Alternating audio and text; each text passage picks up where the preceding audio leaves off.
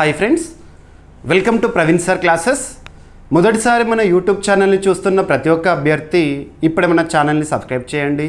ఈ వీడియో కనుక నచ్చినట్లయితే లైక్ చేయండి. మీ ఫ్రెండ్స్ అందరికీ పోటీ పరీక్షలకు ప్రిపేర్ అవుతున్న ప్రతి ఒక్క ఆస్పిరెంట్కి ఈ వీడియో లింక్ని షేర్ చేయండి. ఇక ఈరోజు ఆగస్టు 10, 2025 వార్తలు నిలిచిన జాతీయ, అంతర్జాతీయ, రాష్ట్రీయ అంశాల గురించి, వార్తలు నిలిచిన వ్యక్తులు, అవార్డులు, పుస్తకాలు, మరి క్రీడా సంబంధిత సమాచారం, ఒక్కొక్క అంశాన్ని వివరంగా తెలుసుకుందాం. అంతకంటే ముందుగా నిన్నటి ఢిల్లీ కరెంట్ అఫైర్స్ వీడియోలో అడిగిన ప్రశ్నకి వివరణతో కూడిన సమాధానాన్ని చూద్దాము. సో ఇక్కడ క్వశ్చన్ వచ్చేసి వార్తలు నిలిచిన ఒక ప్రాంతం పైన ఇవ్వడం జరిగింది. ఆల్రెడీ మన ఢిల్లీ కరెంట్ అఫైర్స్ వీడియోలో డిస్కస్ చేసిన టాపికే. అభ్యర్థులు గుర్తుపెట్టుకోండి, ఏ పోటీ పరీక్షనా, ఏ స్థాయి పోటీ పరీక్షనా జాగ్రఫీ సబ్జెక్ట్లో భాగంగా కాంటెంపరీ ఇష్యూస్లో వార్తలు నిలుస్తున్న ప్రాంతాలు ఏవైతే ఉంటాయో వాటిని గుర్తుపెట్టుకోండి. ఆ ప్రాంతం పేరేంటి, ఎక్కడ ఉంది, ఎట్ ద సేమ్ టైం ఎందుకు వార్తల్లోకి వచ్చింది. వీలైతే మ్యాప్ పాయింటింగ్ ఆధారంగా నేర్చుకునే ప్రయత్నం చేయండి. మరి ప్రశ్నని మరొకసారి చూడండి. ఇటీవల వార్తలు నిలిచిన బిత్రా ఐలాండ్ లేదా బిత్రా ద్వీపం ఎక్కడ ఉంది, లొకేషన్. ఈ ద్వీపం ఎందుకు వార్తల్లోకి వచ్చింది, కంటెక్స్ట్ ఏంటి. మరి బిత్రా ఐలాండ్ అనేది ఎక్కడ ఉంది, లొకేషన్ చూద్దాము. భారతదేశంలో ప్రస్తుతం యాజ్ ఆన్ దిస్ డే ఎన్ని యూనియన్ టెరిటరీస్ ఉన్నాయి, కేంద్రపాలిత ప్రాంతాలు ఎన్ని ఉన్నాయి? 8 ఉన్నాయి కదా. ఆ 8లో ఒకటి లక్షద్వీపులు. లక్షద్వీప్ అంటాం మనం. ఆ లక్షద్వీపుల్లోని ఒక దీవి బిత్రా ఐలాండ్ లేదా బిత్రా దీవి. మరి ఎందుకు వార్తల్లోకి వచ్చింది? ఇటీవల రక్షణపరమైన అవసరాల్లో భాగంగా ఈ దీవిని స్వాధీనం చేసుకుంటామని చెప్పేసి లక్షద్వీపుల ప్రభుత్వం చేసిన ప్రకటన స్థానికంగా వివాదానికి కారణమైంది. ఎందుకంటే ఈ దీవిలో కొంతమంది మత్స్యకారులు కానివ్వండి, వాళ్ళ కుటుంబాలు కానివ్వండి నివసిస్తున్నాయి, హిస్టారికల్గా ఉన్నారు. మరి అలాంటి దీవి నుండి వాళ్ళని వెళ్ళిపోమంటే వాళ్ళకు ఉపాధి అవకాశాలు దెబ్బతింటాయి కదా. ఆ పరిస్థితుల్లో వివాదం అనేది చోటు చేసుకుంది. అలా వార్తల్లోకి వచ్చింది. ఓకేనా. మరి లక్షద్వీపుల్లో అడ్మినిస్ట్రేటర్ లేదా పరిపాలకుడిగా ప్రస్తుతం ఎవరున్నారు? ప్రఫుల్ పటేల్ గారు ఉన్నారు, గుర్తుపెట్టుకోండి. గతంలో కూడా తను లక్షద్వీపులకి అడ్మినిస్ట్రేటర్గా వచ్చిన కొద్ది రోజుల్లోనే 2020 నుండి తనే ఉన్నాడు. కొద్ది రోజుల్లోనే సేవ్ లక్షద్వీప్ అని చెప్పేసి ఉద్యమం కూడా చూసాము. అలా తరచూ లక్షద్వీపులు వార్తల్లోకి వస్తే ఏదో ఒక అంశంతో. లాస్ట్ ఇయర్ కనుక మీరు అబ్జర్వ్ చేస్తే భారత ప్రధాని నరేంద్ర మోదీ గారు లక్షద్వీపుల పర్యటనకి వెళ్ళారు. అక్కడ పర్యాటక రంగాన్ని ఉద్దేశిస్తూ చాలా వీడియోని కూడా రిలీజ్ చేశారు. ముఖ్యంగా మాల్దీవ్స్కి ఆల్టర్నేట్గా మన లక్షద్వీపులని ప్రొజెక్ట్ చేయడం జరిగింది. చాలా ఇంపార్టెన్స్, మనకు స్ట్రాటజిక్గా కూడా చాలా ఇంపార్టెన్స్ ఉన్న ప్లేస్ లక్షద్వీపులు. 36 ఐలాండ్స్ ఉంటాయి అక్కడ. ఇక్కడ అబ్జర్వ్ చేస్తే ఇక సబ్జెక్ట్ లింక్ చేసుకోవాలి కదా. ఏదైనా ఒక టాపిక్ని మనం డిస్కస్ చేస్తున్నామంటే దేశంలోనే అత్యున్నత చట్టమైన రాజ్యాంగంలో కేంద్రపాలిత ప్రాంతాలు, యూనియన్ టెరిటరీస్ అనే టాపిక్ని ఏ భాగంలో నేర్చుకుంటాము? 8th part of Indian constitution. 8th part, 8వ భాగం. ఆర్టికల్ 239 నుండి 242 వరకు యూనియన్ టెరిటరీస్ గురించే మనం చూస్తాం, కేంద్రపాలిత ప్రాంతాలు. ఓకేనా. ఇక మరి భారతదేశంలో ప్రస్తుతం ఎన్ని కేంద్రపాలిత ప్రాంతాలు ఉన్నాయంటే 8. కేంద్రపాలిత ప్రాంతాల విషయంలో జరిగిన చిట్ట చివరి మార్పు ఏ కేంద్రపాలిత ప్రాంతానికి సంబంధించిందని పోటీ పరీక్షలు అడుగుతారు. చాలామంది అనుకుంటారు 2019 సంవత్సరం ఆగస్టు నెలలో తీర్మానం ఆధారంగా రిపీల్ ఆఫ్ ఆర్టికల్ 370 గురించి చూసాం మనం. 2019 ఆగస్టులోనే అమల్లోకి వచ్చింది. అంటే ఆర్టికల్ 370 రిపీల్ అనేది అంటే జమ్మూ కాశ్మీర్ కేంద్రపాలిత ప్రాంతంగా మనం ఎప్పటి నుంచి చూసామంటే అక్టోబర్ 31, 2019 నుండి. చాలామంది అనుకుంటారు కేంద్రపాలిత ప్రాంతాల విషయంలో జరిగిన చిట్ట చివరి మార్పు, ఒకప్పుడు జమ్మూ కాశ్మీర్ రాష్ట్రం 2 కేంద్రపాలిత ప్రాంతాలుగా మారింది, అదే కదా అనుకుంటారు. కానీ గుర్తుపెట్టుకోండి, ఆ తర్వాత వాస్తవానికి జమ్మూ కాశ్మీరు 2 కేంద్రపాలిత ప్రాంతాలుగా విభజన జరిగినప్పుడు ఆఫ్టర్ రిపీలింగ్ ఆర్టికల్ 370 అప్పుడు కేంద్రపాలిత ప్రాంతాలు భారతదేశంలో 9 ఉండే, కానీ ప్రస్తుతం 8 ఉన్నాయి. మరి 8గా సంఖ్య ఎప్పటి నుండి చూస్తున్నాం మనం అంటే 2020 జనవరి 26 గుర్తుంచుకోండి. అంతకుముందు 2 కేంద్రపాలిత ప్రాంతాలుగా ఉన్న దాద్రా నగర్ హవేలీ, దయ్యూ దామన్, ఆ 2 కేంద్రపాలిత ప్రాంతాలను కలిపి ఒకే పెద్ద కేంద్రపాలిత ప్రాంతంగా కేంద్ర ప్రభుత్వం అమల్లోకి తెచ్చింది 2020 జనవరి 26 నుండి. అలా 9 కాస్త 8గా ఎప్పుడు మారిందంటే ఇప్పటి నుండి గుర్తుపెట్టుకోండి. దయ్యూ దామన్, దాద్రా నగర్ హవేలీ 2020 జనవరి 26. సో గుర్తుపెట్టుకోండి, ఎందుకంటే ఏదైనా ఒక టాపిక్ని మనం చూస్తున్నప్పుడు క్లారిటీగా నేర్చుకోవాలి. పోటీ పరీక్షల కోణంలో ప్రతి టాపిక్ ఇంపార్టెంట్ అనిపిస్తుంది, at the same time easy అనిపిస్తుంది. కానీ ఎగ్జామినేషన్లో ఎంతవరకు మనం పర్ఫార్మెన్స్ ఇస్తున్నాం అనేది ఇంపార్టెంట్. కాబట్టి కొంత జాగ్రత్తగా ఇలాంటి పాయింట్స్ని నేర్చుకోండి. ఓకేనా. ఇకపోతే ప్రస్తుతం భారతదేశంలో ఉన్న 8 కేంద్రపాలిత ప్రాంతాలు సులభంగా గుర్తుపెట్టుకోండి. అండమాన్ నికోబార్, లక్షద్వీపులు, అండ్ దేశ రాజధాని New Delhi. At the same time Chandigarh, భారతదేశంలో ఏకైక గ్రిడ్ సిటీ అది. At the same time Jammu Kashmir, Ladakh, Diu Daman, Dadra Nagar Haveli, Puducherry. 8 కేంద్రపాలిత ప్రాంతాలు. క్లియర్. ఓకేనా, గుర్తుపెట్టుకోండి. ఓకేనా. సో బిత్రా ఐలాండ్, ఏదైనా ఒక ప్రాంతం గురించి మనం చూస్తున్నప్పుడు మ్యాప్ పాయింటింగ్ అనేది ఇంపార్టెంట్. బిత్రా ఐలాండ్ ఇక్కడ ఉంది చూడండి. లక్షద్వీపులో మొత్తము 36 దీవులు ఉంటాయి, అందులో ఒకటి. అండ్ లక్షద్వీపులో అన్ని దీవుల్లో కూడా మానవ సంచారం కానివ్వండి, హ్యూమన్ సెటిల్మెంట్స్ అనేవి ఉండవు. ఒక 10 ఉంటాయి అరౌండ్. ఇక లక్షద్వీపుల యొక్క రాజధాని వచ్చేసి కవరత్తి గుర్తుపెట్టుకోండి. కావున లక్షద్వీపులకు వెళ్ళాలి అంటే ముఖ్యంగా పర్యాటకంలో భాగంగా చాలామంది వెళ్తారు. కొచ్చిన్ నుండి వెళ్తూ ఉంటారు ఎక్కువగా, కేరళ నుండి. రైట్, ఇదంతా కూడా మనం ఆల్రెడీ డిస్కస్ చేసిందే. ఓకేనా, మీకు ఓరల్గా ఇచ్చేసాను. రైట్. సో ఇక్కడ లక్షద్వీప పరిపాలన బిత్రా ద్వీపాన్ని రక్షణ అవసరాల కోసం స్వాధీనం చేసుకునేందుకు ప్రకటన చేసింది అధికారికంగా. అది స్థానికంగా వివాదానికి కారణమైంది. అందుకే దీనిపైన పోటీ పరీక్షల కోణంలో మనం క్వశ్చన్ ఎక్స్పెక్ట్ చేయొచ్చు.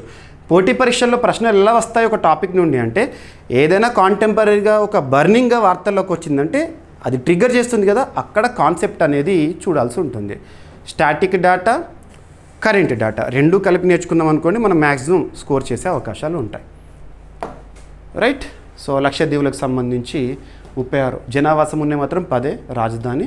రైట్, సరిపోతుంది. ఇక నెక్స్ట్ ఈరోజు ఆగస్ట్ 10th 2025 ఈరోజు మృగరాజు లయన్కి ఇంపార్టెంట్ ఉన్న డేగా మనం చూడవచ్చు.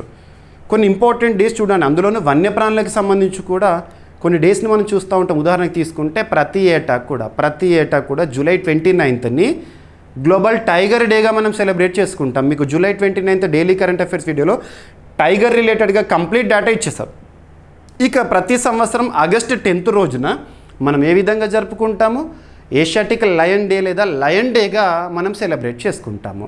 And at the same time ఇక రానున్న రోజుల్లో మరీ సమీపంలో అంటే అక్టోబర్ 5th ఒకటి ఉంది. ఆ రోజున మన నేషనల్ ఆక్వాటిక్ యానిమల్ ప్లాటినిస్టా గ్యాంజిటికా డాల్ఫిన్ డేగా మనం చూస్తాం. ఇలాంటివి చూడండి.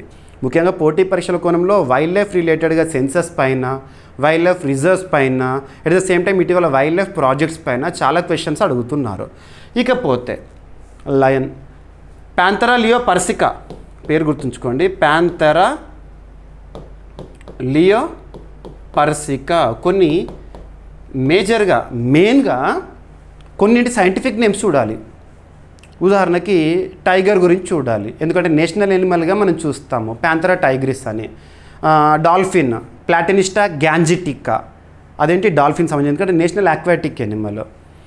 ఇక్కడ లయన్, వాస్తవానికి భారతదేశంలో లయన్కి సిగ్నిఫికెన్స్ అని ఉంటుంది, కేసరి అంటాము. సో దాని యొక్క సైంటిఫిక్ నేమ్. భారతదేశంలో లయన్ అంటేనే గుర్తుకొచ్చే ఒక పార్క్, ఒక జాతీయ పార్క్ లేదా ఒక వైల్డ్ లైఫ్ రిజర్వ్ ఏదంటే గిర్ నేషనల్ పార్క్. ఎక్కడ ఉంది? గుజరాత్ రాష్ట్రంలో ఉంది. గుజరాత్ గుర్తుపెట్టుకోండి, గుజరాత్. ఇకపోతే లయన్ సెన్సస్, మనము వైల్డ్ లైఫ్ సెన్సస్ పైన ప్రత్యేకంగా చూస్తూ ఉంటాం. లయన్ సెన్సస్ అంటే ప్రస్తుతం భారతదేశంలో ఉన్న ఏషియాటిక్ లయన్స్, అంటే ఈ గిర్ నేషనల్ పార్క్లో ఉన్న లయన్స్ రీసెంట్గా వచ్చింది. లాస్ట్ 2 months బ్యాక్ మనం ఆ సెన్సస్ గురించి చూసాము. ప్రస్తుతం భారతదేశంలో 891 ఏషియాటిక్ లయన్స్, అవి కూడా గిర్లో ఉన్నాయి. గుర్తుంచుకోండి. 891 అంటే రీసెంట్గా 16th లయన్ సెన్సస్ గురించి చూసాం. 16th లయన్ సెన్సస్ చరిత్రలో మొట్టమొదటిసారి లయన్ సెన్సస్ 1936లో ప్రారంభమైంది. గుర్తుపెట్టుకోండి, స్వాతంత్రానికి పూర్వమే. ఇటీవల 16th లయన్ సెన్సస్ అనేది ఉంది. ఓకేనా, గుర్తుపెట్టుకోండి. ఇక లయన్ ఎక్స్పాన్షన్ అనేది ఇంపార్టెంట్. గుజరాత్లోనే మరొక రిజర్వ్ ప్రాంతంలో లయన్స్ని ఎక్కువగా సంరక్షించేందుకు చర్యలు తీసుకుంటారు. అక్కడే ఈరోజు ministry of environment, forest, climate change Bhupendra Yadav గారు ఈ లయన్ డే సెలబ్రేషన్స్ని ప్రారంభించడం జరిగింది. ఓకేనా, ఇక్కడ ఆ టాపిక్ ఏంటో చూసి, కంటెక్స్ట్ ఏంటో చూసి మళ్ళీ స్టాటిక్గా చూద్దాము. So ministry of environment, forest, climate change concern మినిస్టర్గా ప్రస్తుతం ఎవరున్నారు? భూపేంద్ర యాదవ్ గారు ఉన్నారు. మరి గుజరాత్ రాష్ట్రానికి సంబంధించి ముఖ్యమంత్రిగా ఉన్నారు మనం చూస్తే భూపేంద్ర భాయ్ పటేల్ గారు ఉన్నారు. భూపేంద్ర భాయ్ పటేల్. ఓకేనా, సో భూపేందర్ యాదవ్, భూపేంద్ర భాయ్ పటేల్. ఇక పక్కన పెట్టేస్తే ఈరోజు గుజరాత్ రాష్ట్రంలోని దేవభూమి ద్వారకా జిల్లాలో, దేవభూమి ద్వారకా డిస్టిక్లో బర్దా అనే వన్యప్రాణి అభయారణ్యం, గుర్తుపెట్టుకోండి. ఇటీవల వార్తల్లోకి వచ్చిన బర్దా వన్యప్రాణి అభయారణ్యం ఏ రాష్ట్రంలో ఉంది? గుజరాత్లో ఉంది. అక్కడే సింపుల్గా చెప్పాలంటే లయన్స్కి రెండవ ఆవాస ప్రాంతంగా కూడా ఇటీవల ఇంపార్టెన్స్ ఇస్తున్నాం. మొదటి ఆవాస ప్రాంతం ఏంటంటే గిర్ నేషనల్ పార్క్, ఆ తర్వాత బర్దా. అక్కడ ఈ లయన్ డే సెలబ్రేషన్స్ని ప్రారంభించారు గుజరాత్ రాష్ట్ర ముఖ్యమంత్రి Bhupendrabhai Patel and minister of environment, forest, climate change Bhupendra Yadav గారు. ఓకేనా, సరిపోతుంది. ఇక ప్రస్తుతం భారతదేశంలో లయన్ సెన్సస్ అంటే గిర్ నేషనల్ పార్క్లో ఎన్ని ఉన్నాయి? ఏషియాటిక్ లయన్స్ అంటే 891 ఉన్నాయి. ఓకేనా, లాస్ట్ లయన్ సెన్సస్ 2020లో అప్పుడు 674 ఉండే. లయన్ సెన్సస్ అనేది ప్రతి ఎన్నేళ్ళకు ఒకసారి నిర్వహిస్తారు అంటే 5 ఏళ్ళకు ఒకసారి. ప్రస్తుతం అందుబాటులో ఉంది 16th లయన్ సెన్సస్. గుర్తుపెట్టుకోండి, tiger census, status of tigers in India, ప్రస్తుతం అందుబాటులో ఉంది 5th టైగర్ సెన్సస్. మొట్టమొదటి టైగర్ సెన్సస్ 2006. ప్రస్తుతం భారతదేశంలో ఉన్న టైగర్స్ 368. ఇలా నంబర్స్ అనేవి ఇంపార్టెంట్ చూడండి. ఓకేనా, ఇక ప్రాజెక్ట్ లయన్ 2020. ఓకేనా, ఇక్కడ అబ్జర్వ్ చేస్తే వరల్డ్ లయన్ డేని ప్రతి సంవత్సరం ఆగస్టు 10 జరుపుకుంటాము. 2013లో National Geographic Big Cat Initiative భాగస్వామ్యంతో డెరెక్ అండ్ బేవర్లీ జౌబర్ట్ ప్రారంభించడం జరిగింది ఈ ఇంపార్టెన్స్ ఇచ్చే డేని. ఓకేనా, 2013 నుండి మనం జరుపుకుంటున్నాం. ఇక భారతదేశంలో ప్రాజెక్ట్ లయన్ 2020. ఓకేనా, సో ఈ విధంగా ఏదైనా ఒక వన్యప్రాణికి సంబంధించి టాపిక్ వచ్చింది అంటే అది నివసించే ప్రాంతాల గురించి, సెన్సస్కి సంబంధించి, దాని సంరక్షణ కోసం తీసిన ప్రాజెక్ట్స్ గురించి చూస్తే సరిపోతుంది. ఇక ఆసియా సింహం లేదా ఏషియాటిక్ లయన్ని కనుక మనం అబ్జర్వ్ చేసామనుకోండి, వైల్డ్ లైఫ్ ప్రొటెక్షన్ యాక్ట్ 1972లో షెడ్యూల్ 1 కేటగిరీలో ఉంది. అలాగే సైట్స్ అపెండిక్స్ 1లో ఉంది. IUCN International Union for Conservation of Nature and Natural రిసోర్సెస్లో ఏషియాటిక్ సబ్ పాపులేషన్ ప్రత్యేక అంచనాలను నిర్వహిస్తున్నారు దీనికి సంబంధించి. రైట్, సరిపోతుంది. ఇక నెక్స్ట్ రక్షణ రంగానికి సంబంధించి పోటీ పరీక్షల కోణంలో తరచూ లేదా రెగ్యులర్గా రిపీటెడ్గా వార్తలు నిలుస్తున్న అంశాలు ఏవైతే ఉంటాయో వాటిపైన ప్రత్యేకంగా చూడండి. లాస్ట్ 6 months ఆర్ 1 yearలో వార్తల్లోకి వస్తున్న టాపిక్స్ మరీ ఇంపార్టెంట్. ఇటీవల మీరు అబ్జర్వ్ చేస్తే రక్షణ రంగానికి సంబంధించి ప్రతిరోజు లాస్ట్ మీరు ఒక 10 days వీడియోస్ అన్న చూడండి, ప్రతిరోజు రక్షణ రంగానికి సంబంధించి 1 లేదా 2 అప్పుడప్పుడు 3 టాపిక్స్ని కూడా మనం వార్తల్లో చూస్తున్నాం. వాటి పోటీ పరీక్షలో రక్షణ రంగం సంబంధించి క్వశ్చన్స్ ఎక్స్పెక్ట్ చేయొచ్చు. ఇక్కడ ఏంటంటే రక్షణ రంగానికి సంబంధించి వార్తలు నిలుస్తున్న విన్యాసాలపైన క్వశ్చన్స్ వస్తున్నాయి, రక్షణ రంగ దిగుమతులపైన క్వశ్చన్స్ వస్తున్నాయి, అండ్ రక్షణ రంగ నివేదికలపైన క్వశ్చన్స్ వస్తున్నాయి, రక్షణ రంగ ఒప్పందాలపైన క్వశ్చన్స్ వస్తున్నాయి, రక్షణ రంగానికి సంబంధించి స్థానికంగా స్వదేశీ పరిజ్ఞానంతో తయారవుతున్న ఆయుధ సంపత్తి పైన క్వశ్చన్స్ వస్తున్నాయి. ఈ విధంగా చూడండి. ఇక్కడ అబ్జర్వ్ చేస్తే మన భారతదేశంలో గడిచిన ఆర్థిక సంవత్సరం అంటే 2024-2025, 2024 April 1 నుండి 2025 March 31 వరకు ఆ ఆర్థిక సంవత్సరంలో రక్షణ రంగ ఉత్పత్తుల విలువ ఎంత అని చెప్పేసి రక్షణ శాఖ వారు ప్రకటించారు అధికారిక గణాంకాలు. అది ఇక్కడ ఈరోజు మీరు అన్ని వార్తాపత్రికలు చూసే ఉంటారు. సో 1.50 అంటే 1.5 lakh crores దాటిందంట దేశీయంగా రక్షణ ఉత్పత్తులు. అదొక రికార్డుతో వార్తల్లోకి వచ్చింది. సో ఇక్కడ 2024-25 ఆర్థిక సంవత్సరంలో దేశీయ రక్షణ ఉత్పత్తుల విలువ 1,50,590 కోట్ల రూపాయలకు చేరింది. ఇది ఆల్ టైమ్ రికార్డుగా నిలిచిందని రక్షణ శాఖ మంత్రిగా ప్రస్తుతం విధులు నిర్వర్తిస్తున్న ఎవరు రాజ్నాథ్ సింగ్ గారు చెప్తున్నారు.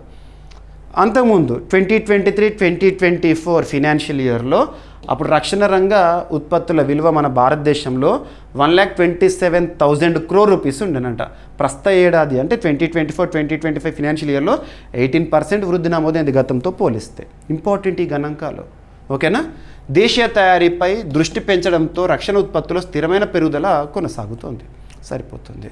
ఓకేనా, అండ్ అభ్యర్థులు ఎటువంటి పరిస్థితిలో ఉన్నా మన లక్ష్యం లేదా మన టార్గెట్ ఒకటి ఉంది అన్నప్పుడు మన మధ్యలో ఎన్నో అకేషన్స్ చూస్తూ ఉంటాము, ఎన్నో సందర్భాలు చూస్తూ ఉంటాము, ఎన్నో సెలబ్రేషన్ చూస్తూ ఉంటాము.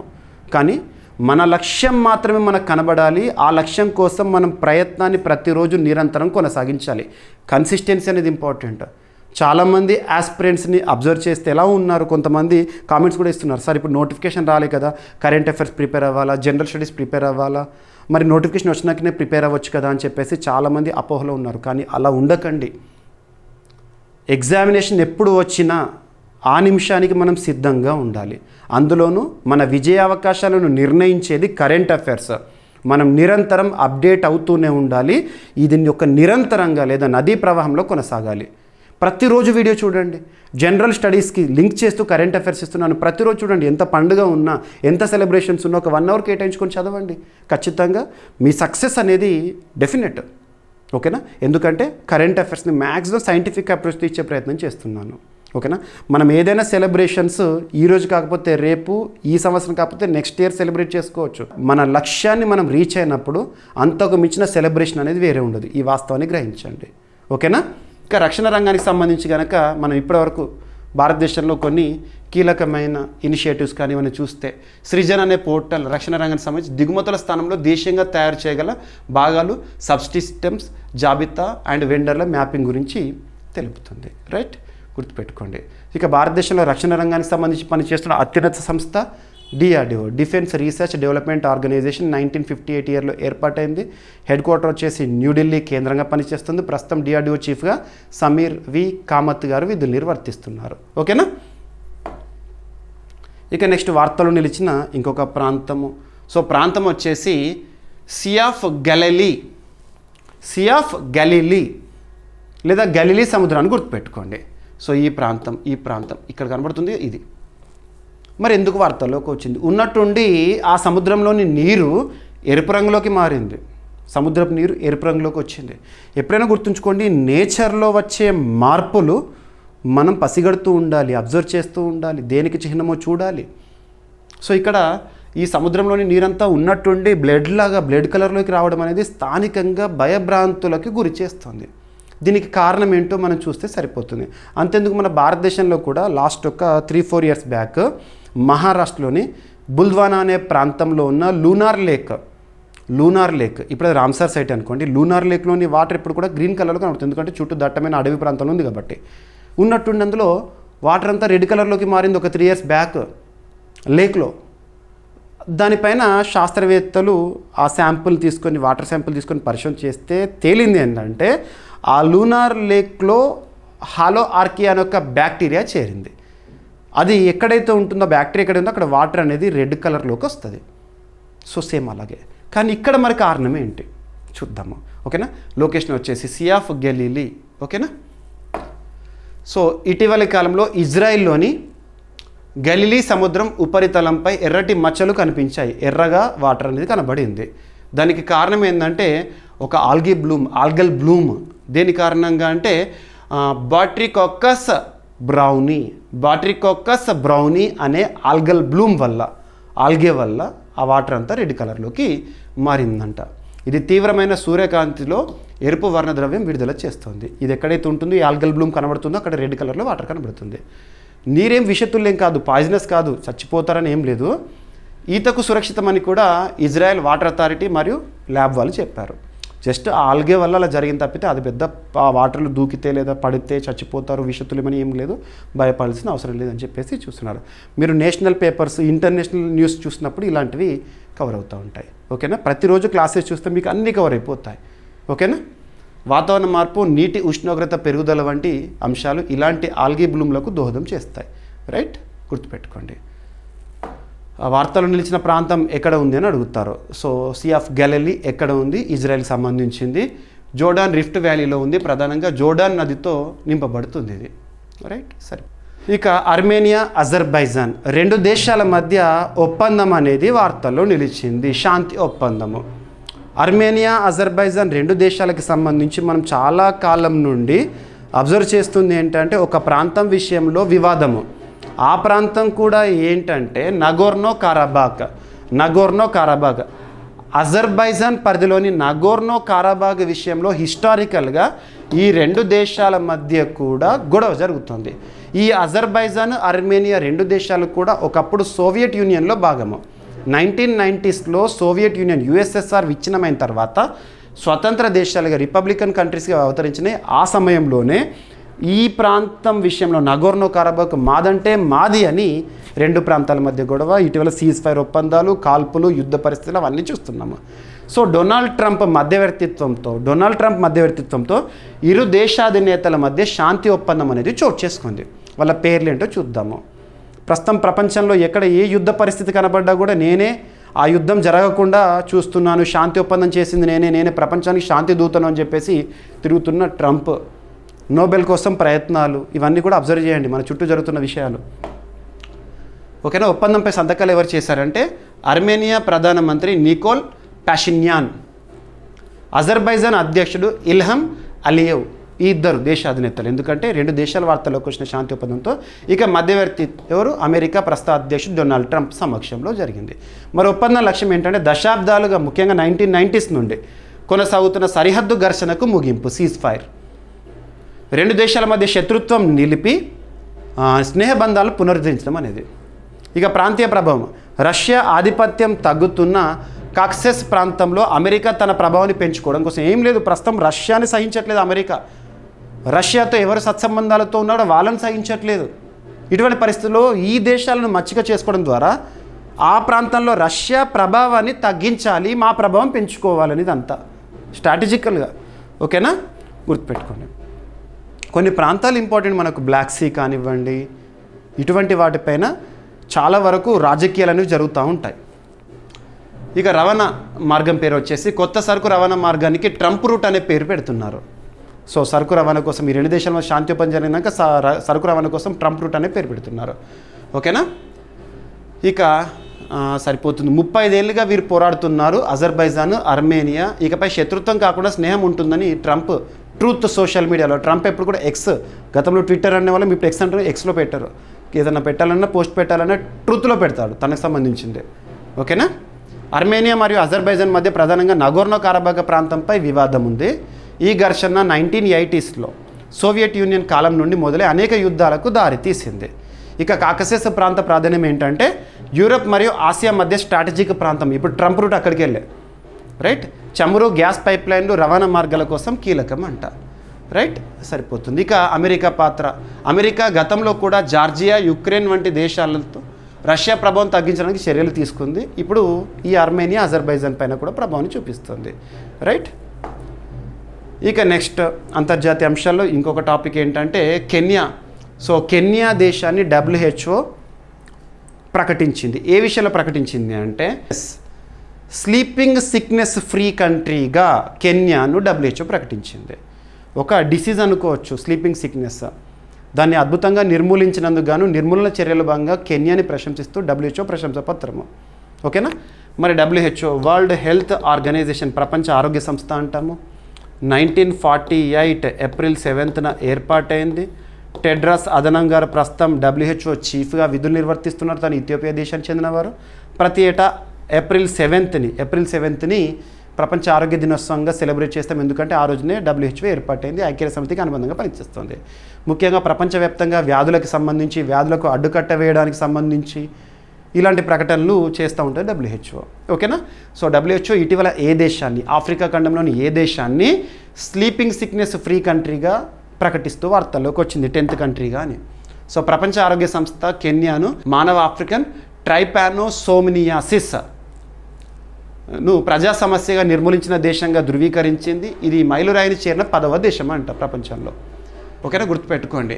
సో హ్యూమన్ ఆఫ్రికన్ ట్రైపానోసోమియాసిస్ హ్యాట్ అంటాం. హ్యూమన్ ఆఫ్రికన్ ట్రైపానోసోమియాసిస్ ఇటీవల వార్తల్లోకి వచ్చింది. దాన్ని అద్భుతంగా నిర్మూలించిన దేశంగా ఏ దేశం వార్తల్లోకి వచ్చింది అంటారు? కెన్యా. ఓకేనా. సో ఈ వ్యాధి ముఖ్యంగా టెట్సీ ఈగలు కరవడం ద్వారా సంభవిస్తుంది. ఒక ప్రోటోజోవా అనేది మన శరీరంలోకి వెళ్ళడం ద్వారా. ఏం ప్రోటోజోవా అంటే ట్రైపానోసోమా బ్రూసీ అనే ఒక ప్రోటోజోవా మన శరీరంలోకి వెళ్ళడం ద్వారా ఈ స్లీపింగ్ సిక్నెస్ అనేది వస్తుంది. ఆ వ్యాధి విషయంలో నిర్మూలించినందుకు గాను WHO నుండి ప్రశంస పొందింది కెన్యా. సరిపోతుంది. ఓకేనా, రైట్. ఈ ధృవీకరణ ప్రజారోగ్య సమస్యగా నిర్మూలన, ఎలిమినేషన్ యాజ్ పబ్లిక్ హెల్త్ ప్రాబ్లంకే సంబంధించిందని చెప్తున్నారు, రైట్. గుర్తుపెట్టుకోండి. ఇక కెన్యాలో స్థానిక కేసులు 2009 నుండి శూన్యంగా ఉన్నాయి. అంటే ఏదైనా ఒక వ్యాధిరహిత దేశంగా ఒక దేశాన్ని ప్రకటించాలి WHO అంటే గతంలో కనీసం 3 years 5 yearsని క్రైటీరియా తీసుకుంటారు. ఇక 2009 నుండి ఈ స్లీపింగ్ సిక్నెస్ విషయంలో ఎలాంటి కేసులు నమోదు అవ్వట్లేదు కెన్యాలో, రైట్. సరిపోతుంది.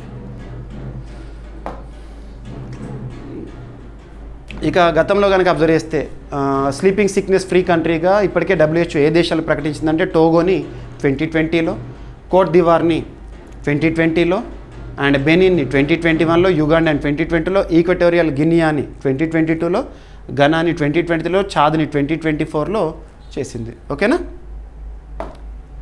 ఇక నెక్స్ట్ మొట్టమొదటి, అతిపెద్ద, అతి చిన్న, అతి పొడవైన ఇలాంటి ప్రత్యేక పదాలతో కూడిన కరెంట్ అఫైర్స్ని మనం సూపర్లేటివ్స్గా చూస్తున్నాం. ఇక్కడ ఒక సూపర్లేటివ్ టాపిక్, భారతదేశంలోనే మొట్టమొదటి Animal stem cell bio bank అనేది వార్తల్లోకి వచ్చింది. Animal stem cell bio bank. Stem cells అంటే తెలుగులో మనం మూలకణాలు అంటాము. మూలకణాల గురించి మీకు ఐడియా ఉండుంటుంది. గ్రూప్ 1 మెయిన్స్ ఆస్పిరెంట్స్ ఎవరైతే ఉంటారో వాళ్ళకు స్టెమ్ సెల్స్ పైన క్వశ్చన్స్ వస్తాయి మెయిన్స్లో 10 మార్క్స్కి అలా. సో ప్రస్తుతం సైన్స్ అండ్ టెక్నాలజీ ఇన్నోవేషన్ అది కూడా. స్టెమ్ సెల్ అంటే మూలకణాలు ఎటువంటి అవయవమైన మన భారతదేశంలో ఉదాహరణకి అబ్జర్వ్ చేస్తే, భారతదేశము ప్రపంచంలో మన శరీరంలో కనుక ఉదాహరణకి ఎవరికైనా బాల్డ్ హెడ్ సమస్య ఉందనుకోండి, ఓకేనా. బాల్డ్ హెడ్ సమస్య ఉన్నప్పుడు మళ్ళీ వెంట్రుకలు తెప్పించాలంటే మూలకణాలతో ట్రీట్మెంట్ ఇవ్వచ్చు.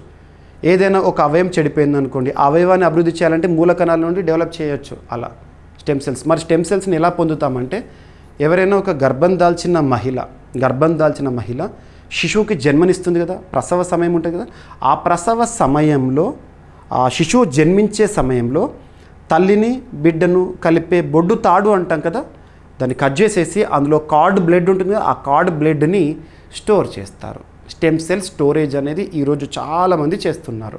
మంచిది, భవిష్యత్తును దృష్టిలో ఉంచుకునే ఒక ఆలోచన అది. ఓకేనా, గుర్తుపెట్టుకోండి. మరి భారతదేశంలో ఇది జంతువులకు సంబంధించి, ఇప్పుడు మనుషులకు సంబంధించి చూస్తున్నాం. జంతువులకు సంబంధించి మూలకణ బ్యాంక్, స్టెమ్ సెల్ బ్యాంక్ ఇక్కడ హైదరాబాద్లో ministry of Science and technology, శాస్త్ర సాంకేతిక వ్యవహారాల శాఖ మంత్రిగా ప్రస్తుతం కేంద్ర మంత్రిగా విధులు నిర్వర్తిస్తున్న ఎవరు, జితేంద్ర సింగ్ గారు ప్రారంభించారు నిన్నటి రోజున. సో యూనియన్ మంత్రి డాక్టర్ జితేంద్ర సింగ్ గారు హైదరాబాద్లోని national institute of animal biotechnology వద్ద దేశంలోని తొలి స్టేట్ ఆఫ్ ది ఆర్ట్ జంతు మూలకణ బ్యాంకుని, యానిమల్ స్టెమ్ సెల్ బయో బ్యాంక్ని ప్రారంభించారు. ఓకేనా, గుర్తుపెట్టుకోండి. ఇక్కడ హైదరాబాద్లో ప్రారంభించాలి. ఎక్కడనంట, నేషనల్ ఇన్స్టిట్యూట్ ఆఫ్ యానిమల్ బయోటెక్నాలజీలో సెంటర్ని ఏర్పాటు చేశారు. రైట్. మరి ఈ ప్రాజెక్ట్ను ఎవరు నిర్వహిస్తున్నారంటే, జాతీయ స్థాయిలో Biotechnology Industry Research Assistance Council, Department of Biotechnology పరిధిలో, Ministry of Science and Technology పరిధిలో డిపార్ట్మెంట్ ఆఫ్ బయోటెక్నాలజీ ఉంటుంది కదా, వారికి అనుబంధంగా పనిచేస్తున్న Biotechnology Industry Research Assistance Council వారు ఈ animal stem cell bio bank నిర్వహణ బాధ్యతలను తీసుకున్నారు. లొకేషన్ ఎక్కడ, ఎవరు నిర్వహిస్తున్నారు, ప్రత్యేకత ఏంటి చూడండి, సరిపోతుంది. రైట్. సో మీకు పీడిఎఫ్లో ఇస్తున్నాను కదా, పీడిఎఫ్లో ఇన్ఫర్మేషన్ మొత్తాన్ని కూడా చూడండి. నేను ఇస్తున్న ప్రతి టాపిక్, ఇక్కడ ఎక్స్ప్లెయిన్ చేస్తున్న ప్రతి టాపిక్ ఎక్స్ట్రా ఇన్ఫర్మేషన్ని మళ్ళీ పీడిఎఫ్లో కూడా చూడండి. ఇక్కడ మ్యాక్సిమం క్లాస్లో ఎక్స్ప్లెయిన్ చేస్తున్నాను. చేసిన తర్వాత రివిజన్లో భాగంగా పీడిఎఫ్ డౌన్లోడ్ చేసుకోండి, మన యాప్లో అందుబాటులో ఉంటుంది. రైట్. ఇక ఎన్ఐఏబి అనేది 2010లో స్థాపించబడింది. డిపార్ట్మెంట్ ఆఫ్ బయోటెక్నాలజీ చెందిన స్వయం ప్రతిపత్తి సంస్థ. ఓకేనా, గుర్తుపెట్టుకోండి. రైట్. ఇక శ్రీహరికోటలో 3rd లాంచ్ ప్యాడ్ సిద్ధం చేస్తున్నారు. న్యూ జనరేషన్ లాంచ్ వెహికల్కి అనుగుణంగా ఈ లాంచ్ ప్యాడ్ని సిద్ధం చేస్తున్నారు. మనకు భారతదేశంలో రాకెట్ తయారీల గురించి, శాటిలైట్స్ తయారీ గురించి, ప్రైవేట్ స్పేస్ స్టార్టప్స్ గురించి చూస్తూ ఉంటాము.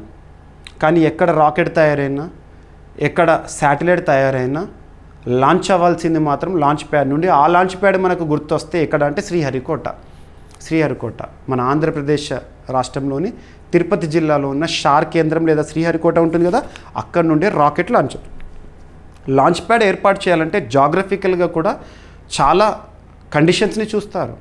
భూమధ్యరేఖకు దగ్గరగా ఉండాలి, సీషోర్ ఏరియాకి దగ్గరగా ఉండాలి. ఇలాంటి పరిస్థితుల్లో మన భారతదేశంలో అద్భుతమైన లాంచ్ ప్యాడ్ ఉంది, శ్రీహరికోట. అక్కడ 3rd లాంచ్ ప్యాడ్, ఎందుకంటే అడ్వాన్స్డ్. మనము గతంలో చూసాము, న్యూ జనరేషన్ లాంచ్ వెహికల్స్కి ఆమోదముద్ర వేసింది కేంద్ర క్యాబినెట్ అని చెప్పేసి 2025లోనే. మరి అటువంటి new generation launch vehicle launch అవ్వాలంటే ఇప్పుడున్న లాంచ్ ప్యాడ్ నుండి కాకుండా కొత్త అధునాతనమైన లాంచ్ ప్యాడ్ కావాలని అవసరంలో భాగంగా ఇస్రో. ఓకేనా. డిపార్ట్మెంట్ ఆఫ్ స్పేస్ ప్రకారము శ్రీహరికోటలోని సతీష్ ధవన్ స్పేస్ సెంటర్ వద్ద 3rd ప్రయోగ వేదిక లేదా లాంచ్ ప్యాడ్ అనేది మార్చ్ 2029 నాటికి పూర్తి స్థాయిలో అమల్లోకి రానుందంట. నెక్స్ట్ జనరేషన్ లాంచ్ వెహికల్ కోసం ప్రత్యేకంగా రూపకల్పన చేస్తున్నారు ఈ లాంచ్ ప్యాడ్ని. ప్రస్తుత సెకండ్ లాంచ్ ప్యాడ్కు స్టాండ్ బై ఆర్ బ్యాకప్ వేదిక కూడా పనిచేస్తుంది. ఆల్రెడీ ఒక first launch pad second launch pad ఉంది, దానికి బ్యాకప్గా ఒకవేళ అక్కడ ఏదన్నా ఎప్పుడన్నా బిజీగా ఏదైనా ఒక రాకెట్ లాంచింగ్ అనేది నిలిచిపోయింది అనుకోండి, అప్పుడు ఇటువంటిది వాడేటట్టు. రైట్. గగన్యాన్ వంటి మానవ సహిత ప్రయోగాలు అండ్ భారతీయ అంతరిక్ష స్టేషన్ 2035, భారతీయ చంద్ర ల్యాండింగ్ 2040 వంటి దీర్ఘకాల అంతరిక్ష లక్ష్యాలకు భారీ సామర్థ్యాలు అందించడంలో ఇది కీలక పాత్ర అన్నమాట. సతీష్ ధవన్ స్పేస్ సెంటర్లో దీన్ని తీర్చిదిద్దుతున్నారు లాంచ్ ప్యాడ్ని న్యూ జనరేషన్ లాంచ్ వెహికల్స్ కోసము. రైట్, సరిపోతుంది. న్యూ జనరేషన్ లాంచ్ వెహికల్ ఆపరేషన్లు సుమారు 91 మీటర్స్ ఎత్తు, 1000 టన్నుల లిఫ్ట్ ఆఫ్ మాస్ ఉన్న లాంచ్ వెహికల్స్. లాంచ్ వెహికల్ అన్న రాకెట్ అన్న ఒకటే. రైట్. అండ్ భారతదేశంలో ఇస్రో సాధిస్తున్న ఘనతలకి తోడు ప్రైవేట్ స్పేస్ స్టార్టప్స్ని కూడా మనం ప్రోత్సహిస్తున్నాం. ఇన్ స్పేస్లో భాగంగా Indian National Space Promotion and Authorization Centre 2020లో భారత ప్రభుత్వం యొక్క ఇనిషియేటివ్ అహ్మదాబాద్ కేంద్రం పనిచేస్తుంది, ప్రైవేట్ స్పేస్ స్టార్టప్స్ని ప్రోత్సహిస్తుంది. రైట్, గుర్తుంచుకోండి. ఇప్పుడు థర్డ్ లాంచ్ ప్యాడ్కి సంబంధించి ఎప్పటివరకు కమిషనింగ్ జరగాలి, ఎప్పుడు దీన్ని ప్రారంభించాలి అని చెప్పేసి ఇచ్చారు. ఓకేనా.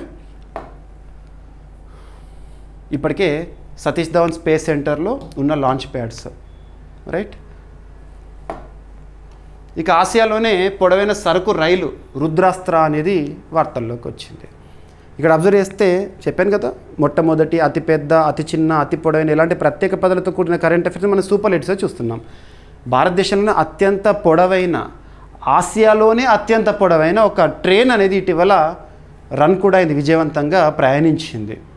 దాని గురించి అశ్విని కుమార్ వైష్ణవ్ గారు ఎక్స్లో కూడా పోస్ట్ చేశారు వీడియో. 4.5 కిలోమీటర్ల పొడవైన రైలు అంటే అర్థం చేసుకోండి, ఒకసారి ఊహించుకోండి. మనం ఒక ప్రాంతంలో ఒక ప్రాంతానికి వెళ్ళాలి, ఆ డిస్టెన్స్ 4.5 కిలోమీటర్స్ అంటేనే మినిమం ఒక 10 మినిట్స్ పడుతుందా, 15 మినిట్స్ పడుతుందా అని సమయాన్ని అంచనా వేసుకుంటాం. అటువంటి ఒక ట్రైన్ పొడవే 4.5 కిలోమీటర్స్ ఉందంటే ఊహించుకోండి ఎలా ఉంటుంది, ఎంత పొడవైందో. ఓకేనా. అంటే ఇందులో ఉండే వ్యాగన్స్ సంఖ్య కూడా, వ్యాగన్ అంటే ఏంటంటే బాక్సులు ఉంటాయి కదా, గూడ్స్ ట్రైన్ అయితేనేమో మనం వ్యాగన్ అంటాము, అదే ప్రయాణికులు ప్రయాణించేది అయితేనేమో బోగీలు అంటాము. ఓకేనా. చాలా వ్యాగన్స్ ఉంటాయి. ఓకేనా. దీని ప్రయోగం అనేది లేదా పరిశోధన లేదంటే ఇటీవల సక్సెస్ఫుల్ జర్నీ అనేది ప్రారంభమైంది. India's longest freight train, freight అంటే సరుకు రవాణా ట్రైన్, ఇటీవల సక్సెస్ఫుల్గా తయారైంది. దాని యొక్క పేరేంటి అంటారు, రుద్రాస్త్ర. ఇటీవల వార్తల్లోకి వచ్చిన రుద్రాస్త్ర ట్రైన్ యొక్క ప్రత్యేకత ఏంటి? అదొక freight train, India's longest, Asia's longest train, longest పొడవైన. ఇటువంటి సూపర్లేటివ్ పదాలు చూసినప్పుడు చూడండి, లాంగెస్ట్, లార్జెస్ట్ రెండు వేరు. ఇది లాంగెస్ట్. ఉత్తరప్రదేశ్లోని గంజ్క్వాజా నుంచి జార్ఖండ్లోని గర్ఫా రోడ్ వరకు సుమారు 209 కిలోమీటర్ల దూరంలో సగటు వేగము 40 నుండి 40.5 కిలోమీటర్ల వేగంతో గంటకి నడిపి ఇండియన్ రైల్వేస్ కొత్త మైల్ రాయిని చేరింది. దాదాపు ట్రైన్ పొడవు వచ్చేసి 4.5 కిలోమీటర్స్, 6 స్టాండర్డ్ రేకులను కలిగి మొత్తం 354 వ్యాగన్స్ అంట, వ్యాగన్స్ బోగీలు అన్నట్టు. 7 లోకోమోటివ్లతో లాంగ్ హాల్ యూనిట్గా రూపొందించి. 7 లోకోమోటివ్స్ అంటే ఏంటంటే ఇంజన్స్, 7 ఇంజన్స్. రైట్, సరిపోతుంది. ఎగ్జామినేషన్లో అడగవచ్చు ఎక్కడ దీని యొక్క సక్సెస్ఫుల్ ఫ్రైట్ జర్నీ అనేది జరిగింది, అలాగే 2 ప్రాంతాల మధ్య. ఓకేనా. సో పొడవు వచ్చేసేసి 4.5 కిలోమీటర్స్ ట్రైన్ పొడవు, వ్యాగన్స్ 354, ఇంజన్లు 7, దూరం వచ్చేసేసి ఇంత దూరం ప్రయాణించింది. రైట్, సగటు వేగం ఏంటి? Dedicated freight కారిడార్లో. రైట్, సరిపోతుంది. గతంలో రికార్డ్ ఏంటంటే భారతదేశంలో అత్యంత పొడవైన ట్రైన్స్ అంటే శేష్నాగ్ అనేది ఒకటి ఉండే 2020లో, అది 2.8 కిలోమీటర్స్ పొడవైన ట్రైన్. తర్వాత సూపర్ వాసికి 2022లో వచ్చింది 3.5 కిలోమీటర్స్, 295 వ్యాగన్స్. ఇప్పుడేమో రుద్రాస్త్ర ట్రైన్ అత్యంత పొడవైన ట్రైన్, గుర్తుపెట్టుకోండి. రైట్, సరిపోతుంది. ఇక పిఎం ఈ డ్రైవ్ పథకం గడువు పొడిగింపు 2028 మార్చి వరకు పొడిగిస్తూ కేంద్ర క్యాబినెట్ ఇటీవల ఆమోదముద్ర వేసింది. పిఎం ఈ డ్రైవ్ మన భారతదేశంలో ఎలక్ట్రిక్ వెహికల్స్కి ప్రోత్సాహం ఇవ్వడానికి, ఎలక్ట్రిక్ వెహికల్ కన్జంప్షన్ పెంచడానికి గతంలో ఫేమ్ గైడ్లైన్స్ని చూసాము. Fast adoption and manufacturing of electric and hybrid vehicles, fame guidelines. Fame 1 guidelines అయిపోయింది, ఫేమ్ 2 గైడ్లైన్స్ అయిపోయింది. ఫేమ్ స్థానంలో పిఎం ఈ డ్రైవ్ వచ్చింది రీసెంట్గా. పిఎంఈ డ్రైవ్ ఎగ్జామినేషన్లో పిఎంఈ డ్రైవ్ ఫుల్ ఫామ్ ఏంటి, ఎందుకోసము? ఎలక్ట్రిక్ వెహికల్స్ని ప్రోత్సహించడానికి, ఎలక్ట్రిక్ వెహికల్ కన్జంప్షన్ని పెంచడానికి భారతదేశంలో. ఓకేనా. పిఎంఈ డ్రైవ్ పథకము గడువుని మార్చి 2025కి పొడిగించారు. And at the same time అందుకోసం బడ్జెట్ అవుట్లే ఈ విధంగా ఉంది. So first PME drive full form ఏంటంటే పిఎం అంటే ప్రధానమంత్రి లేదా prime minister electric drive revolution in innovative vehicle enhancement. పథక గడువును 31 మార్చ్ 2026 నుండి 31 మార్చ్ 2028 వరకు అంటే 2 సంవత్సరాలు పొడిగించింది. ప్రస్తుతం ఉన్న గడువు ఏంటంటే 2026 31 మార్చ్కి అయిపోతుంది. అప్పుడు మళ్ళీ 2 ఇయర్స్కి రైట్. ఈ పొడిగింపు ఈ బస్సెస్, ఈ అంబులెన్స్లు, ఈ ట్రక్కులు వంటి వాహన విభాగాలకు వర్తిస్తుందంట. వీటి అమలు కొనుగోలు కోసం అదనపు కాలం అవసరమని కేంద్రం పేర్కొంది. గుర్తుపెట్టుకోండి. ఇక మన సంస్కృతిలో భాగంగా పండుగలు, మేళాలు, జాతరలపైన క్వశ్చన్స్ని రెగ్యులర్గా అడుగుతున్నారు. ఇక్కడ సిక్కిం రాష్ట్రంలో ఒక ఫెస్టివల్ అనేది అంగరంగ వైభవంగా జరుగుతూ వార్తల్లోకి వచ్చింది. ఏదైనా ఒక ఫెస్టివల్ వార్తల్లోకి వచ్చిందంటే ఏ రాష్ట్రము వారి సంస్కృతిలో భాగంగా చూడాలి. అందులోనూ ఈశాన్య రాష్ట్రాల్లో జరిగే మేళాలు, పండుగల జాతరలు చాలా ఇంపార్టెంట్. ఉదాహరణకి గోర్సం కోరా గురించి మనం చూసాము అరుణాచల్ ప్రదేశ్లో గతంలో, అంబుబాచి మేళా గురించి చూసాము అస్సాం రాష్ట్రంలో, అండ్ హార్న్బిల్ ఫెస్టివల్ చూస్తూ ఉంటాము ఎవ్రీ ఇయర్ నాగాల్యాండ్లో. ఇటువంటివి ఇక్కడ అబ్జర్వ్ చేస్తే సిక్కిం రాష్ట్రంలో వాళ్ళ కల్చర్లో ఇంపార్టెంట్ ఒక ఫెస్టివల్ టెండాంగ్లో రంఫాత్ అనే ఒక ఫెస్టివల్ ఇటీవల వార్తల్లోకి వచ్చింది. ఏ రాష్ట్రంలో అంటే సిక్కిం రాష్ట్రంలో. Sikkim India's first organic state, భారతదేశంలో మొట్టమొదటి డిజిటల్ నోమాడ్ విలేజ్ సిక్కిం రాష్ట్రంలో. ఇవన్నీ లింక్ అవ్వాలి. ఒక రాష్ట్రం గురించి, ఒక ప్రాంతం గురించి పేరు చెప్పగానే. లెప్చా తెగలు జరుపుకునే ఒక పండుగ సరిపోతుంది. లెప్చా తెగ ప్రజలు జరుపుకునే ఒక పండుగ టెండాంగ్లో రంఫాత్ ఇటీవల వార్తల్లోకి వచ్చింది. ఏ రాష్ట్రము? సిక్కిం. ఎనఫ్ సరిపోతుంది, వాళ్ళ సంస్కృతికి సంబంధించిన పండుగ. ఇక థర్డ్ యునైటెడ్ నేషన్స్ సమిట్ అనేది ఇటీవల వార్తల్లోకి వచ్చింది. ఎక్కడ జరిగింది? ఏదైనా ఒక సదస్సు జరిగిందంటే సదస్సు పేరేంటి, ఎక్కడ జరిగింది, ప్రత్యేకత ఏంటి? ఇది ల్యాండ్ లాక్డ్ కంట్రీస్కి సంబంధించి. ల్యాండ్ లాక్డ్ కంట్రీస్ అంటే భూపరివేష్టిత దేశాలు.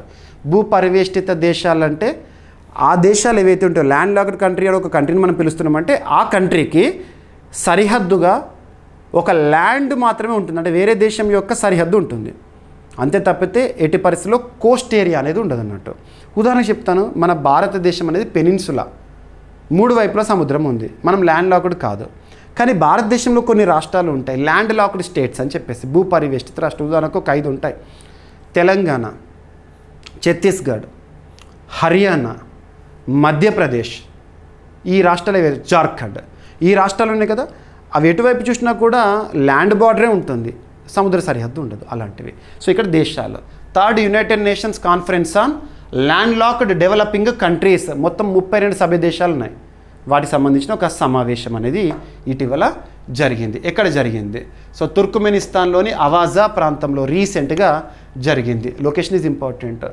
సో ల్యాండ్ లాక్డ్ కంట్రీస్ ఏ విధంగా అభివృద్ధి చెందాలి అనే ఒక అంశం పైన వాళ్ళు చర్చించుకున్నారు. ఈ దేశాలకు సముద్రానికి ప్రత్యక్ష ప్రవేశం లేకపోవడం వల్ల వాణిజ్యము, మౌలిక సదుపాయాల అనుసంధానత అధిక అడ్డంకులు ఉంటాయి. ఇప్పుడు ఉదాహరణకి ఇండియాకున్న అడ్వాంటేజ్ చూడండి. ఓవైపు సముద్ర వాణిజ్యం చేయగలుగుతుంది, ఓవైపు వైమానికంగా వాణిజ్యం చేయగలుగుతాము, ఓవైపు ల్యాండ్ నుండి కూడా వాణిజ్యం చేస్తాం. కానీ ల్యాండ్ లాక్డ్ కంట్రీస్కి సముద్ర వాణిజ్యం అనేది చాలా కష్టంగా ఉంటుంది కదా. సో అటువంటి పరిస్థితులు మనం ఎలా అధిగమించాలి, ఇవన్నీ కూడా ఇక్కడ ప్రత్యేకంగా చర్చించుకున్నారు. సదస్సు ఉద్దేశం ఏంటంటే భాగస్వామ్యాలను పెంచి సస్టైనబుల్ డెవలప్మెంట్ను వేగవంతం చేయడము. దీనికోసం అవాజా ప్రోగ్రామ్ ఆఫ్ యాక్షన్ 2024-2034ను అమలు దశలోకి ప్రవేశపెట్టడం అనేది ఉద్దేశించారు. అంటే ఏ విధంగా మనం అభివృద్ధి చెందాలి, సముద్ర వాణిజ్యాన్ని చేసుకోవడానికి ఎటువంటి ఇనిషియేషన్ ఉండాలి అని చెప్పేసి. ఓకేనా. ఇక ప్రపంచ జనాభాలో 7% వాటా ఉన్న ల్యాండ్ లాక్డ్ డెవలపింగ్ కంట్రీస్ వాణిజ్యము 1 to 1.2% మాత్రమే ఉంది. ఓకేనా, గుర్తుంచుకోండి. రైట్, సరిపోతుంది. ఇక ల్యాండ్ లాక్డ్ డెవలపింగ్ కంట్రీస్ని కనుక మనం చూస్తే మొత్తం 32 దేశాలు, ఆఫ్రికాలో 16, ఆసియాలో 10, ఐరోపా ఖండంలో 4, సౌత్ అమెరికాలో 2. వాటికి సంబంధించి ఇక్కడ సమావేశం అనేది జరిగింది. ఇక కరెంట్ పాలిటీలో భాగంగా అర్థం చేసుకోవచ్చు. నోటరీ పోర్టల్ ఇటీవల ప్రారంభమైంది. మనం నోటరీ అనే పదాన్ని తరచూ వింటూ ఉంటాము. ఎక్కడ వింటాము? ఉదాహరణకి ఏదన్నా మనము అప్లై చేసుకోవాలనుకున్నప్పుడు, లేదా ఏదైనా ప్రామిసరీ నోట్ రాసుకున్నప్పుడు, సో లాయర్ నుండి లేదా వకీల్ నుండి నోటరీ చేసుకోవాలనేది వింటూ ఉంటాము. డాక్యుమెంట్స్ పైన తను ఆ ప్రూఫ్ చూసేసుకొని సంతకం చేస్తారు నోటరీ. అలాంటిది ఆన్లైన్ విధానంలో ఒక పోర్టల్ మనం నోటరీ కోసం ఉద్దేశించబడింది. డిపార్ట్మెంట్ ఆఫ్ లీగల్ అఫైర్స్ వారు ప్రారంభించారు నోటరీ పోర్టల్ని. సో నోటరీస్ యాక్ట్ భారతదేశంలో 1952, ఏదైనా ఒక చట్టం గురించి చూస్తున్నామంటే కన్సర్న్ వెరీ ఇంపార్టెంట్. నోటరీస్ యాక్ట్ 1952 మరియు నోటరీస్ రూల్స్ 1956 పరిధిలో సేవలను ఆధునీకరించేందుకు కేంద్ర ప్రభుత్వం నోటరీ పోర్టల్ని ప్రారంభించింది. కేంద్ర ప్రభుత్వం నియమించిన నోటరీలు మరియు సంబంధిత అధికారులను ఒకే డిజిటల్ వేదికపైకి తీసుకొస్తుంది. ఆన్లైన్లో నోటరీ సేవలను అందించడానికని ఉద్దేశించిందని గుర్తుపెట్టుకోండి, సరిపోతుంది. ఇంకా అవార్డ్స్ అనే టాపిక్ ఈరోజు కనుక మనం అబ్జర్వ్ చేస్తే United Nations Development Programme New York కేంద్రంగా పనిచేస్తుంది. ఏదైనా ఒక పురస్కారం గురించి చూస్తున్నప్పుడు ఆ పురస్కారానికి సంబంధించి పురస్కారాన్ని ప్రదానం చేసే సంస్థ పేరేంటి, ఆ సంస్థ ప్రధాన కేంద్రం ఎక్కడ ఉంది, ఆ పురస్కార గ్రహీత ఎవరు, ఎందుకు, ఏ రంగంలో, ఆ పురస్కారాన్ని ఏ సంవత్సరం నుండి ఇస్తున్నారు, ఇటువంటి బేసిక్స్ చూడాలి. సో ఇక్కడ అబ్జర్వ్ చేస్తే కర్ణాటక మహిళల సెల్ఫ్ హెల్ప్ గ్రూప్ స్వయం సహాయక బృందానికి ఒక అంతర్జాతీయ పురస్కారం వచ్చింది. United Nations Development Programme New York కేంద్రంగా పనిచేస్తున్న యుఎన్డిపి, ఐక్యరాజ్య సమితికి అనుబంధంగా పనిచేస్తున్న యుఎన్డిపి నుండి. మనం ప్రతి ఏటా కూడా హ్యూమన్ డెవలప్మెంట్ ఇండెక్స్ని చూస్తూ ఉంటాం కదా, ఆ ఇండెక్స్ని వీరే రిలీజ్ చేస్తారు. మరి వీరిచ్చిన ఒక పురస్కారం ఇక్కడ వార్తల్లోకి వచ్చింది. పురస్కారం పేరు Equator Prize. Equator Prize. So ఈ పురస్కారం ప్రతి 2 ఏళ్ళకు ఒకసారి వార్తల్లోకి వస్తుంది, యుఎన్డిపి అందిస్తుంది. సుస్థిర అభివృద్ధి, ప్రకృతి ఆధారిత పరిష్కారాలు అందిస్తున్న కమ్యూనిటీ ప్రాజెక్టులకు ఈ పురస్కారాన్ని ఇస్తారు. ప్రపంచవ్యాప్తంగా ఎన్నో దేశాల నుండి పురస్కార గ్రహీతలను ఎంపిక చేస్తారు. మన భారతదేశంలో ఒక సెల్ఫ్ హెల్ప్ గ్రూప్ కర్ణాటక నుండి వచ్చింది. ఇప్పుడు 2002 సంవత్సరం నుంచి గ్లోబల్ స్థాయిలో స్థానిక సమూహాల నేచర్ బేస్డ్ సొల్యూషన్స్ని గౌరవిస్తుంది. 2002 సంవత్సరం నుండి పురస్కారం అనేది చూస్తున్నాము. పురస్కార విజేతలు గ్రహీతలకు దాదాపు $10,000 సుమారు 8 నుండి 8.5 లక్షల నగదు బహుమతి ఇస్తారంట. సో మరి ఈ సంవత్సరం ఈక్వేటర్ పురస్కార గ్రహీతల్లో ఒక పురస్కార గ్రహీత మన భారతదేశం నుండి.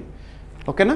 కర్ణాటకలో ధారవాడ జిల్లాలోని కుందగోలు తాలూకా తీర్థ గ్రామంకు చెందిన బీబీ ఫాతిమా, గుర్తుంచుకోండి సెల్ఫ్ హెల్ప్ గ్రూప్ ఏంటి అంటే Bibi Fatima self help group స్వయం సహాయక బృందానికి ఐక్యరాజ్య సమితి అభివృద్ధి కార్యక్రమం యునైటెడ్ నేషన్స్ డెవలప్మెంట్ ప్రోగ్రామ్ అందించే ఈక్వేటర్ ప్రైజ్ అనేది రావడం జరిగింది.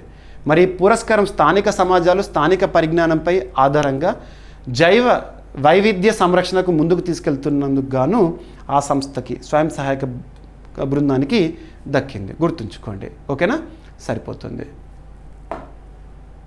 అవార్డు ప్రకటన 2025 సంవత్సరానికి గాను ఆగస్టు 8 రోజున పురస్కారాన్ని ప్రకటించి ఈసారి మొత్తం 10 మంది విజేతలను ఎంపిక చేస్తే 10 మందిలో మన భారతదేశం నుండి కర్ణాటక రాష్ట్రం నుండి బీబీ ఫాతిమా సెల్ఫ్ హెల్ప్ గ్రూప్కి ఈక్వేటర్ ప్రైజ్ అనేది రావడం జరిగింది. ఓకేనా, సరిపోతుంది. ఈ సంవత్సరం విజేతల్ని ఏ థీమ్తో ప్రకటించారట అంటే నేచర్ ఫర్ క్లైమేట్ యాక్షన్, అంటే పర్యావరణాన్ని దృష్టిలో ఉంచుకొని అభివృద్ధి కార్యక్రమాలు నిర్వహిస్తున్నందుకు గాను ఎంపిక చేశారంట. రైట్. ఇక Bibi Fatima self help group అనేది 2018లో 15 మంది మహిళలు ప్రారంభించిన ఒక సంఘంగా గుర్తింపు పొందింది. ఇప్పుడు కర్ణాటక రాష్ట్రంలో 30 గ్రామాల్లో 5,000 మంది రైతులకు పైగా అందులో సభ్యత్వం కూడా ఉన్నారంట. రైట్.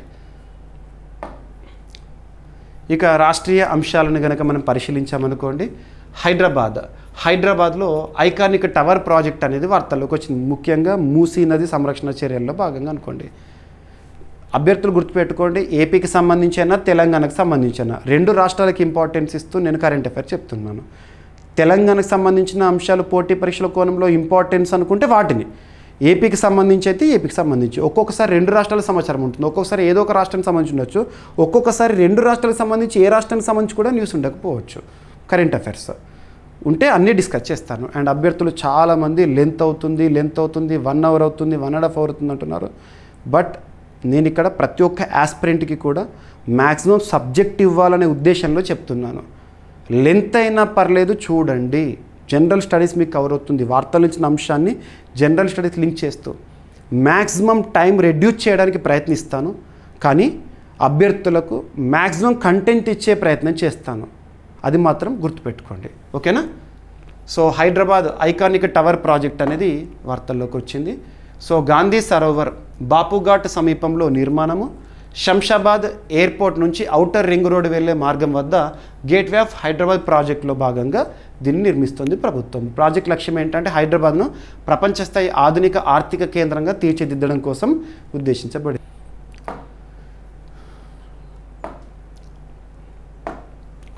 ఇక వార్తలు నిలిచిన వ్యక్తిని గనక పరిశీలిస్తే ఆస్ట్రోనాట్ జిమ్ లోవెల్ గారు కన్నుమూస్తూ వార్తల్లోకి వచ్చారు. నాసా అఫీషియల్గా ప్రకటించింది.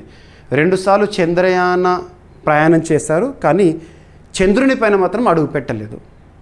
గొప్ప వ్యక్తి, ఒక ఆస్ట్రోనాట్ మరణిస్తూ వార్తల్లోకి వచ్చారు. వృద్ధాప్య అనారోగ్య సమస్యల కారణంగా ఆస్ట్రోనాట్ ఎవరు? తను జిమ్ లోవెల్, అమెరికాకు సంబంధించి. ఆగస్టు 7, 2025న తను మరణించడం జరిగింది ఇలినాయిస్లో, 97 ఇయర్స్లో. ఓకేనా? సో వృద్ధాప్య అనారోగ్య సమస్యల కారణంగా. అపోలో 13 కమాండర్గా 1970లో విధులు నిర్వహిస్తున్నప్పుడు ప్రయాణం 2వ రోజున ఆక్సిజన్ ట్యాంక్ పేలుడు జరిగినా కూడా 3.5 రోజులు తీవ్రమైన పరిస్థితుల్లోనూ బృందాన్ని సురక్షితంగా భూమికి తీసుకొచ్చాడు తను. అంత గొప్ప. ఓకేనా? ఇక ఈరోజు ప్రశ్న, ఇటీవల ప్రపంచంలోనే తొలి ప్రణాళికాబద్ధ వలస ఏ దేశాలకు సంబంధించి వార్తల్లోకి వచ్చింది? ఆల్రెడీ మనం నిన్నటి క్లాస్లో డిస్కస్ చేశాము. అండ్ ఫలెపిలి యూనియన్ ఒప్పందం అనేది ఇటీవల వార్తల్లోకి వచ్చింది. ఈ టాపిక్లో భాగంగా మనం చూసాము. ఉద్దేశం ఏంటి? ఒకటే టాపిక్ ఇదంతా. సో చాలామంది ఆస్పిరెంట్స్ని ప్రతిరోజు అంటున్నాను సమాధానం ఖచ్చితంగా ఇవ్వమని. సో సమాధానం ఖచ్చితంగా ఇచ్చే ప్రయత్నం చేయండి. మ్యాక్సిమం మీకు ప్రయత్నం అవుతుంది, ప్రాక్టీస్ అవుతుంది. రానున్న పోటీ పరీక్షల్లో పలానా అంశాలు తప్పనిసరిగా వస్తాయని వేటినైతే భావిస్తున్నానో వాటిని నేను ఇక్కడ క్వశ్చన్గా ఇస్తున్నాను. ఓకేనా? సో ఇక్కడ అబ్జర్వ్ చేస్తే ఈరోజు టాపిక్స్ని క్విక్ రివిజన్గా చూడండి. సో వరల్డ్ లయన్ డే 2025 ఈరోజు మనం చూసాము. అండ్ రక్షణ రంగానికి సంబంధించి లాస్ట్ ఫినాన్షియల్ ఇయర్లో రక్షణ రంగ ఉత్పత్తులు రికార్డుగా నమోదైనాయి. అండ్ గలిలీ సీ ఇటీవల వాటర్ రంగు మార్పుతో వార్తల్లోకి వచ్చింది. అండ్ ఆర్మేనియా అజర్బైజాన్ మధ్య శాంతి ఒప్పందము డొనాల్డ్ ట్రంప్ మధ్యవర్తిత్వంతో. అండ్ WHO కెన్యాని స్లీపింగ్ సిక్నెస్ ఫ్రీ కంట్రీగా ప్రకటించింది. భారతదేశపు తొలి జంతు మూల బ్యాంకు లేదంటే animal stem cell bio bank హైదరాబాద్లో ప్రారంభమైంది. శ్రీహరికోటలో 3rd లాంచ్ ప్యాడ్ సిద్ధమవుతోంది. అండ్ ఆసియాలోనే పొడవైన సరుకు రైలు Rudrastra. And PM E drive scheme extension అనేది వార్తల్లోకి వచ్చింది, మరొక 2 నెలల పొడిగింపు. అండ్ సిక్కిం రాష్ట్రంలో వాళ్ళ సంస్కృతిలో భాగమైన ఒక పండుగ గురించి చూసాము. And 3rd United Nations Conference on land locked developing countries గురించి. Notary portal Department of Legal Affairs పరిధిలో ఇటీవల ప్రారంభమైంది. ఉద్దేశం ఏంటి? అండ్ ఈక్వేటర్ ప్రైజ్ 2025 పురస్కార గ్రహీతల్లో ఒక పురస్కార గ్రహీత మన భారతదేశానికి సంబంధించి కర్ణాటక రాష్ట్రంలో ఒక సెల్ఫ్ హెల్ప్ గ్రూప్ UNDP ఇచ్చే ప్రతిష్టాత్మక పురస్కారం ప్రతి 2 నెలలకు ఒకసారి. And Hyderabad iconic tower project అనేది ఇటీవల వార్తల్లోకి వచ్చింది. అండ్ ఒక ఆస్ట్రోనాట్ మరణించడం జరిగింది, జిమ్ లోవెల్, అమెరికాలో. తన ప్రత్యేకత ఏంటి? ఈరోజు ప్రశ్న, ఇటీవల ప్రపంచంలోనే తొలి ప్రణాళికాబద్ధ వలస ఏ దేశాలకు సంబంధించి వార్తల్లోకి వచ్చింది? అండ్ ఫలెపిలి యూనియన్ ఒప్పందం యొక్క ఉద్దేశం ఏంటి? సో ప్రతి ఒక్కరూ మీ సమాధానాన్ని కామెంట్ బాక్స్లో తెలియజేయండి. అండ్ వీడియోని లైక్ చేయండి. దాదాపు వేలాది మంది అభ్యర్థులు చూస్తున్నారు. మీరు ఇచ్చే లైక్ నాకు సపోర్ట్ అనుకోండి, ఎంకరేజ్మెంట్ అనుకోండి. సో మీరు ఇచ్చే సపోర్ట్ ఎంకరేజ్మెంట్తో మరింత ఉత్సాహంగా క్లాసెస్ని చెప్తాను. అండ్ కామెంట్ బాక్స్లో ఖచ్చితంగా మీరు సమాధానం ఇచ్చే ప్రయత్నం చేయండి, లేదంటే వీడియో గురించి ఫీడ్బ్యాక్ ఇవ్వండి. మీ ఫ్రెండ్స్ అందరికీ వీడియో లింక్ని షేర్ చేయండి. ఓకేనా? ఎలాంటి పరిస్థితుల్లో ఉన్నా కూడా ప్రతిరోజు మన ప్రిపరేషన్లో భాగంగా కరెంట్ అఫైర్స్ అనేది మాత్రం మ్యాండేటరీ. ఈ వాస్తవాన్ని గ్రహించండి. ఓకేనా? సో ఏమైనా మిస్లైనస్ టాపిక్స్ ఉంటే రేపటి క్లాస్లో డిస్కస్ చేద్దాం. మళ్ళీ రేపు కలుద్దాం. Thank you.